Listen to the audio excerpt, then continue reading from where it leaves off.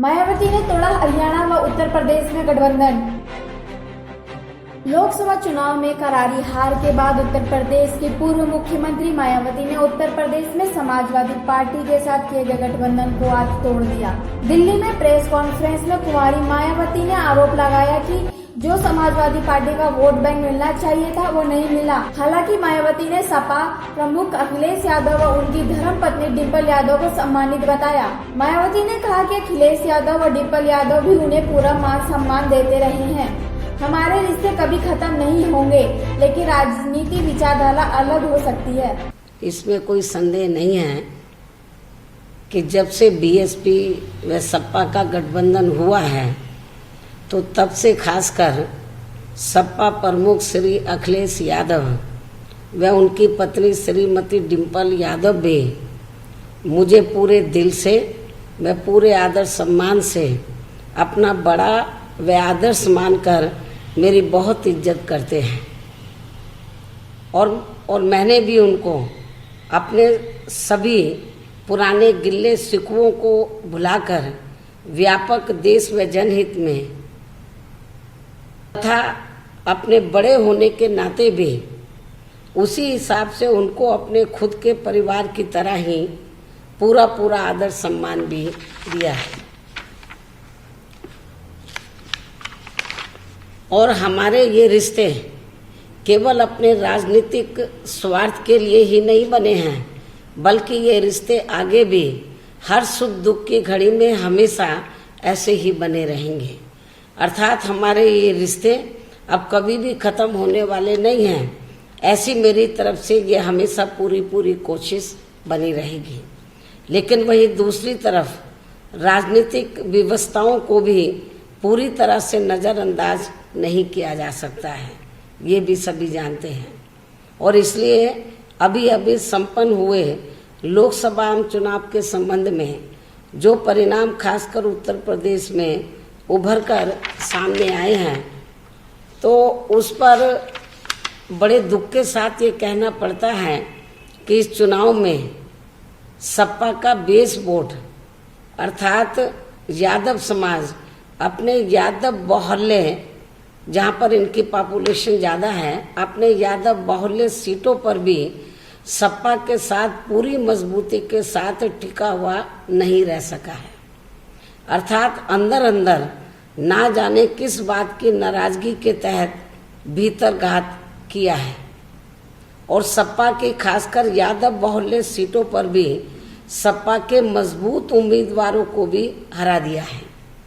तो ऐसे में अन्य सीटों के साथ साथ खासकर कन्नौज में श्रीमती डिम्पल यादव, बदायूं में श्री धर्मेंद्र यादव व फिरोजाबाद में श्री राम गोपाल यादव के बेटे का भी हार जाना तो ऐसा है जो अब हमें बहुत कुछ सोचने पर मजबूर करता है।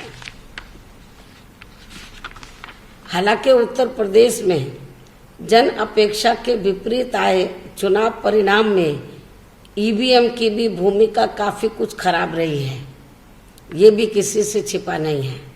किंतु इसके बावजूद भी बीएसपी का बेस वोट व सपा का अपना बेस वोट जुड़ने के बाद फिर इन सबको कतई भी हारना नहीं चाहिए था। इनकी हार का हमारी पार्टी को भी बहुत ज़्यादा दुख है और हमें ये आगे के लिए भी सोचने पर काफ़ी कुछ मजबूर करता है। ऐसी स्थिति में ये आंकलन किया जा सकता है कि जब सपा का बेस वोट खुद सपा की खास सीटों पर ही छिटक गया है, तो फिर उन्होंने बीएसपी को अपना वोट कैसे दिया होगा, यहाँ ये भी सोचने की बात है। और इसी खास संदर्भ में ही कल दिनांक 3 जून को दिल्ली बीएसपी केंद्रीय कार्यालय में उत्तर प्रदेश के पार्टी संगठन के सभी वरिष्ठ पदाधिकारियों एवं जनप्रतिनिधियों की अहम बैठक में इन चुनाव परिणामों की काफ़ी गहन समीक्षा की गई।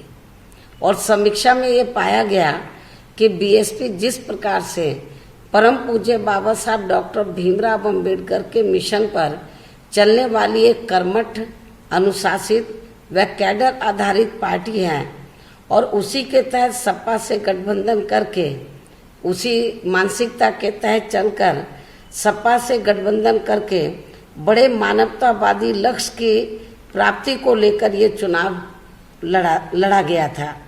लेकिन दुख की बात यह है कि इस मकसद में भी हमें कोई खास सफलता नहीं मिल पाई है, जिसके संबंध में सपा के काफ़ी कुछ लोगों में भी काफ़ी ज़्यादा सुधार लाने की ज़रूरत है तथा उन्हें अपने आप में बीएसपी के कैडर की तरह ही किसी भी हाल में तैयार होने के साथ साथ बीजेपी की घोर जातिवादी, सांप्रदायिक व जन विरोधी नीतियों से प्रदेश, देश यानी कि उत्तर प्रदेश देश व समाज को मुक्ति दिलाने के लिए काफ़ी कठोर संघर्ष करते रहने की सख्त ज़रूरत है, जिसका एक अच्छा मौका सपा के लोगों ने इस बार चुनाव में गंवा दिया है। लेकिन अब आगे इन्हें इसी हिसाब से काफ़ी तैयारी करने की ज़रूरत भी है। और यदि मुझे लगेगा कि सपा प्रमुख अपने राजनीतिक कार्यों को करने के साथ साथ अपने लोगों को मिशनरी बनाने में कामयाब हो जाते हैं, तो फिर हम लोग जरूर आगे भी मिलकर साथ में चल सकते हैं। अभी कोई परमानेंट कोई ब्रेक नहीं लगा है।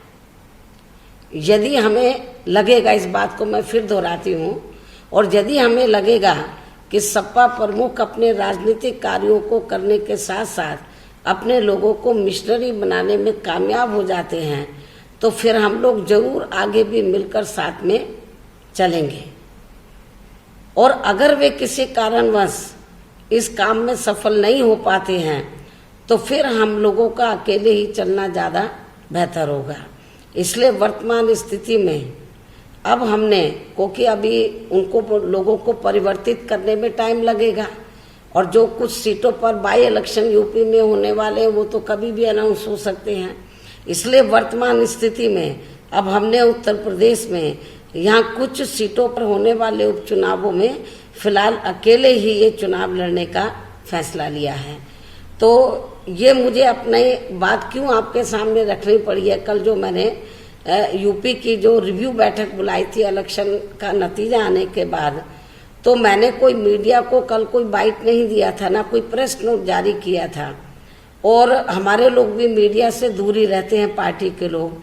लेकिन कल पूरे दिन भर, रात भर इस तरीके से उसको गलत तरीके से, मैलाफाइड इंटेंशन से, और ऐसा लग रहा था कि जैसे वो दूसरी पार्टियों के हाथों में खेल रही हो, तो गलत तरीके से उसको हाईलाइट किया गया। तो मुझे, जब मैंने खुद आज सुबह देखा, क्योंकि कल मैं बहुत बिजी रही तो मैं देख नहीं सकी टीवी जो है, तो लेकिन आज सुबह जब मैंने कुछ टीवी चैनल देखे और उसको गलत तरीके से जो